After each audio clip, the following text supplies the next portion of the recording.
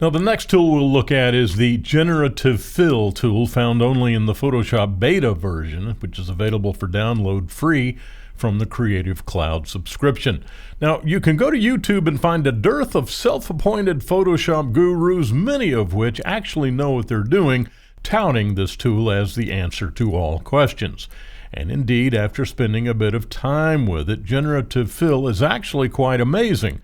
But it's not the push-button awesomeness that most would have you believe. And yes, it can give you a great starting point to add a touch of creativity not otherwise doable, or maybe not worth the time to create manually. It really is startling in some cases what you can do, but you got to be careful to do it right, just with everything in Photoshop.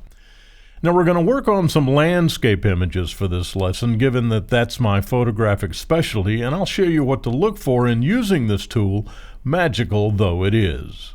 Now, Generative Fill is only found in the beta version of Photoshop. Now, this beta reference designates a version of Photoshop that is still being refined and perfected prior to official release.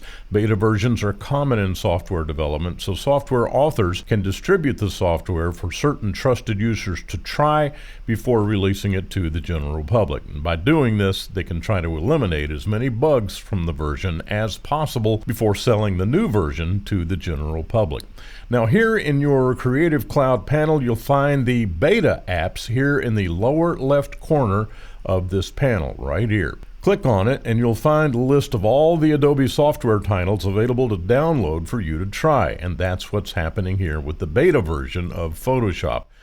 Now, you can install the beta version in exactly the same way you install any other title in the Creative Cloud. If you have not already done so, go ahead now and complete this process, and we'll proceed demonstrating this ridiculously effective tool.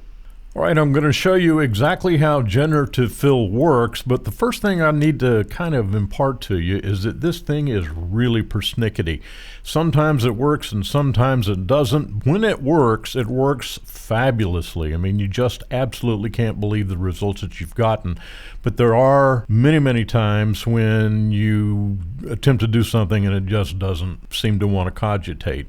And you'll see how that works on this image, taken in Yosemite National Park across Cook's Meadow after a storm has been moving out. Let's go ahead and go to Command 1 and go to 100% magnification on this image.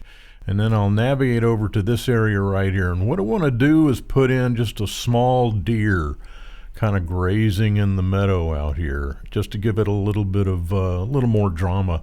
So the first thing we do is come up and grab the lasso tool, and I cannot emphasize to you enough, don't expect miracles every single time. It just really depends on a number of variables that people just don't understand yet. This thing is so new.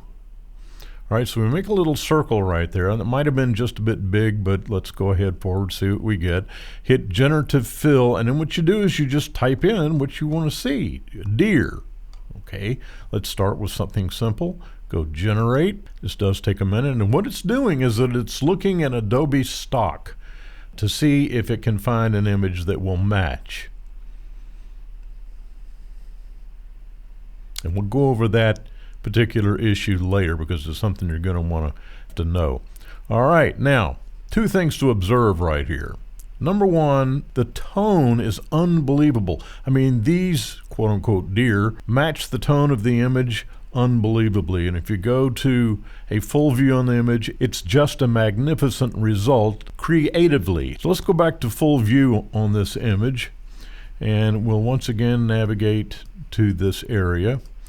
And I want to direct your attention over to the right-hand side of the workspace where we have three variations right here. So it gives you three possibilities that you might want to use. Now, this one is as close as we're going to get to being useful, and I'll explain to you why. Okay, these are elk.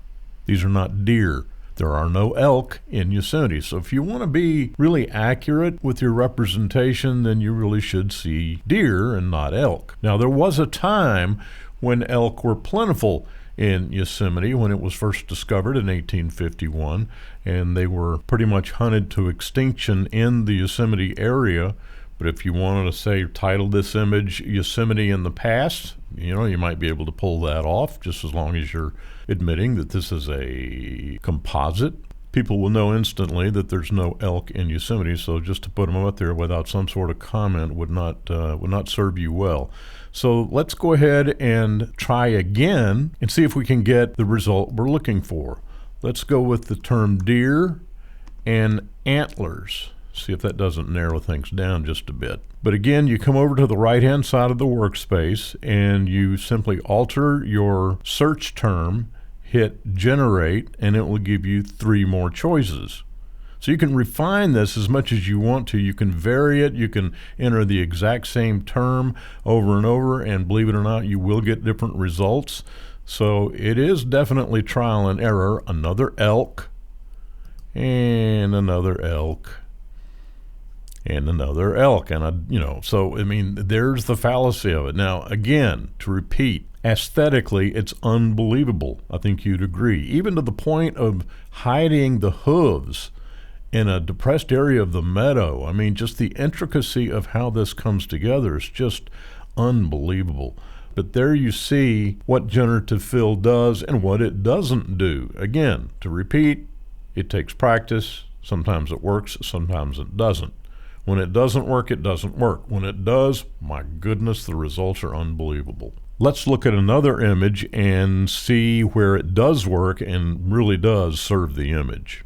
All right, let's take a look at this sunset shot in Central Texas, and we're going to dress this image up. And we're going to go down to the lower left-hand corner. We're going to take our lasso tool as we did before, and we're going to try to put an old Texas windmill in here, and let's see what kind of result we get. So we start and we draw an area where we really want it to be, and we're going to drop down below the horizon into the foreground.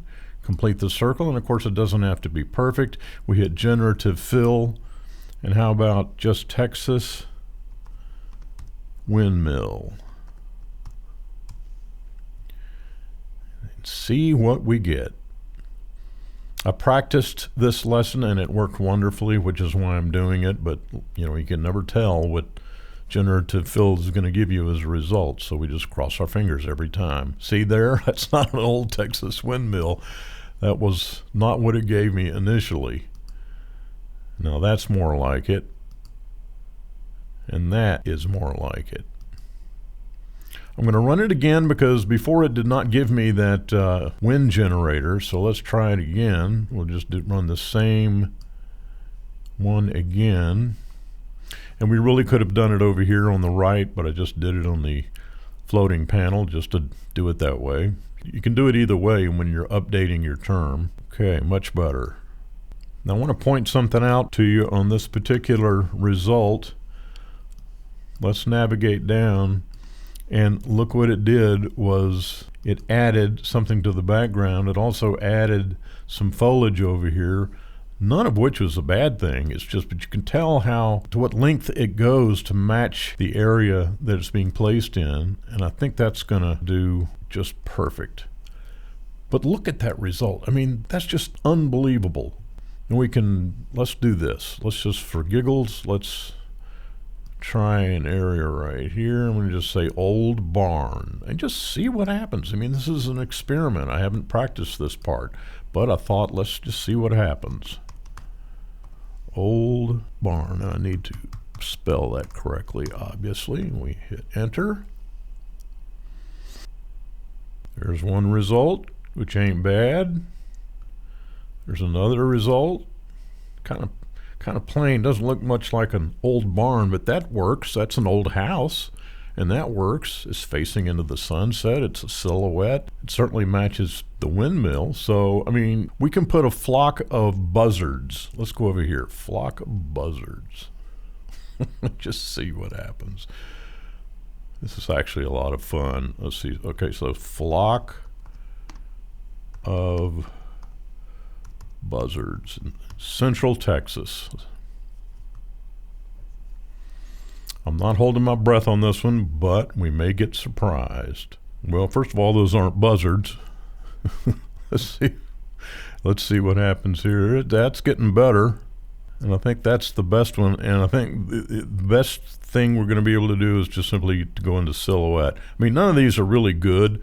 Some work better than others. All right, let's go ahead and get rid of that layer, because that was just an experiment. But now you can see, I do believe, the good and the bad of Generative Fill in Photoshop Beta 24.7.